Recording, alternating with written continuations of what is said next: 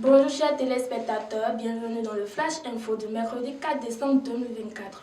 Lors d'une réunion avec les chefs d'unité le 3 décembre, le directeur général de la police républicaine, Soumaïla Alabi Yaya, a mis en lumière les dysfonctionnements ayant conduit à la bavure policière à Parakou, mettant en avant le manque de briefing préalable et le maintien de pratiques illégales telles que la fuite abusive des téléphones.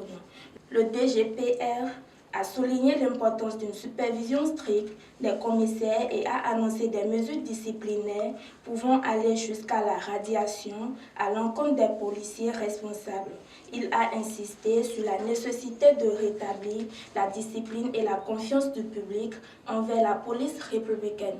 Parlant toujours de la sécurité, le Bénin a été le théâtre d'une nouvelle attaque terroriste dans la nuit du 2 décembre 2024 visant une position des forces armées béninoises à Manonville où des soldats assuraient la protection de l'hélioduc Niger-Bénin. Cet incident survenu vers 1h du matin a entraîné la perte de 3 soldats béninois ainsi que la blessure d'au moins 3 autres. Les détails concernant les assaillants n'ont pas encore été divulgués par les autorités. Hors du Bénin, le 2 décembre 2024, la Cour d'appel de Bruxelles a déclaré la Belgique coupable de crimes contre l'humanité concernant le traitement des enfants métis nés au Congo entre 1946 et 1950.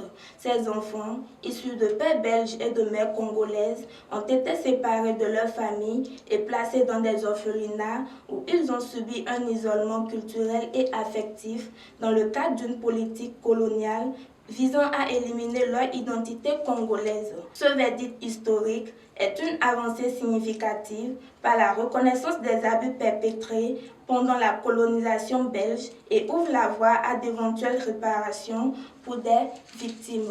La COP16 sur la désertification a débuté le 2 décembre 2024 à Riyad, mettant en lumière la menace croissante des sécheresses, particulièrement en Afrique, aggravée par le réchauffement climatique.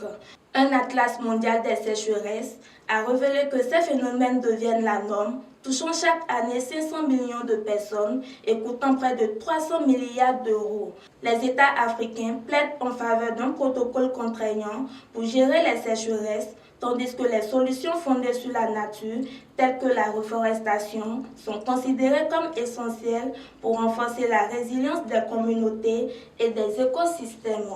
C'est la fin de ce bulletin d'information. Merci de l'avoir suivi. Abonnez-vous à la chaîne du Coin TV et cliquez sur la cloche de notification pour ne rater aucune vidéo.